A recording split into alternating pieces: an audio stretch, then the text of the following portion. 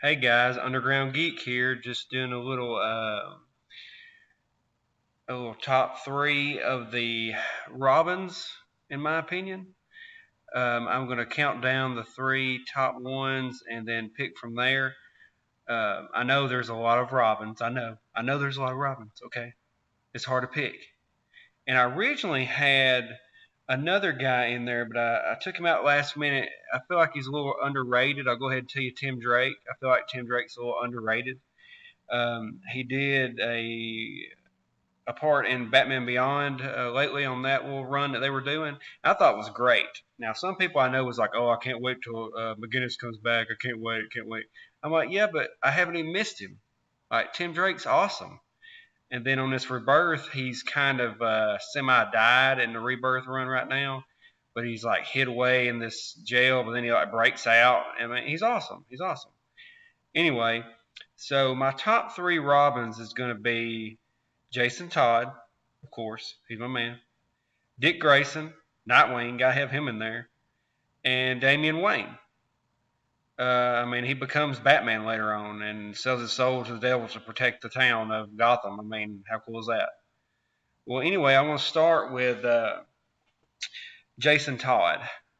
He has got his own run right now, Red Hood and the Outlaws. I mean, he's got his own comic. He's with a group of crime fighters there, and they're pretty awesome. I really like Bizarro lately in that comic book. He was kind of dim-witted in other comics, but in that one he's really good. And they did like the death of Superman on issue 12, but it was like the death of Bizarro, and it had a cool cover with a bleeding emblem on there, and it was just awesome.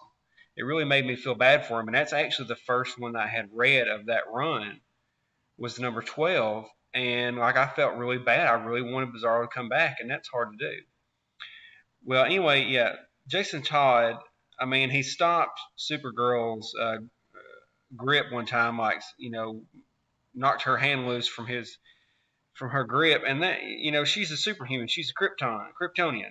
You can't just do that. And they were amazed that he done that. I mean, he's awesome. He's very good at fighting, very good with handguns and machine guns and things like that. And he's awesome. I love the mask. Love the mask. It's amazing. That's awesome. Okay, so you got Jason Todd, number three. All right. So my number two is going to be hit the drums. Doom doom doom doom doom doom doom doom doom doom doom doom doom doom. Dick Grayson.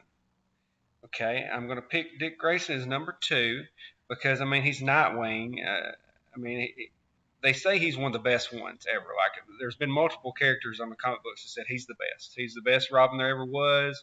He's the best Batman there was when he was Batman for a little while. I mean, he's the most pure-hearted.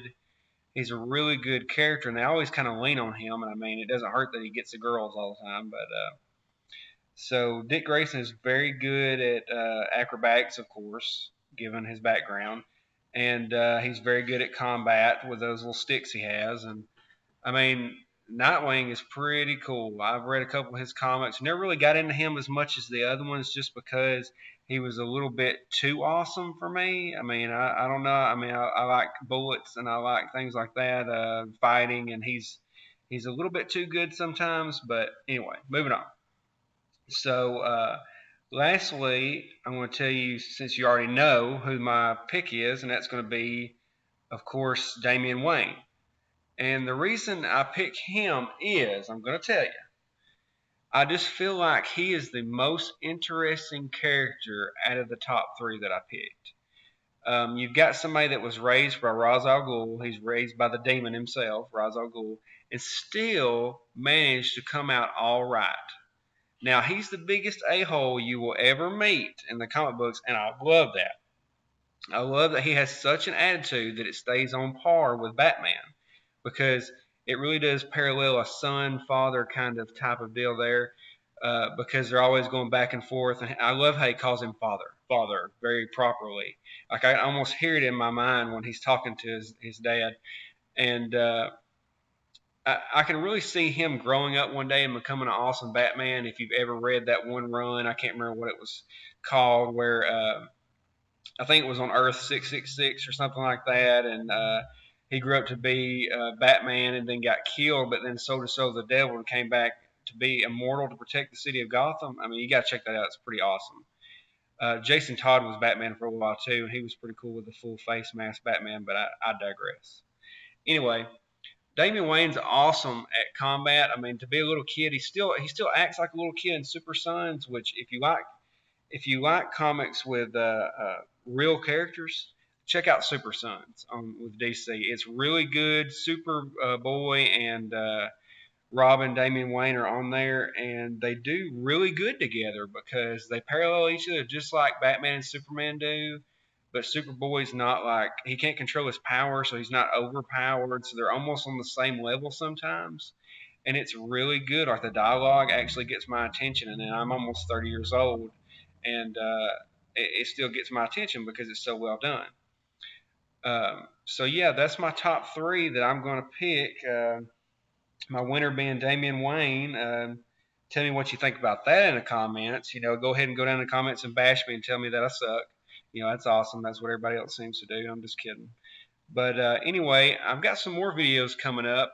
I just went out and bought some comics, and it's funny because I went in there and they actually didn't have any of the new run of Marvel. What's that called? Legacy or whatever. They didn't order any, and I asked them. I said, "Why don't you have the new Hulk?" And they said, "Well, because it sucks." And I was like, I about spewed out my milkshake that I was sipping because I was in there virtue signaling, with my milkshake. But I think that's hilarious that they told me that. But anyway, I picked up a random copy of Gwenpool and Spider-Gwen that I'm going to do in a video entitled Spider-Gwen versus Gwenpool.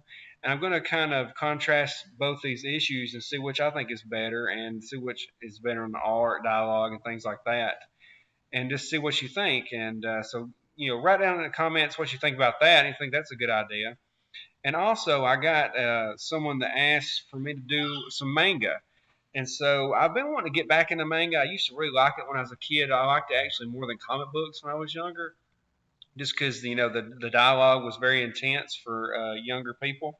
And so I want to get back into that, and I may get some issues of maybe Gundam Thunderbolt or Basilisk, or I did this one series when I was a kid. I read it called Reborn. It's about a vampire, and it was really good. Actually, I love the art in it. But yeah, I may do those. You never know. You never know. You never know. You never know. Okay. But anyway, tell me what you think about my top three, and tell me who you would have picked and why. And then also let your friends know about me, Underground Geek. I'm on Twitter as well. And thanks for watching the video. All right. Bye.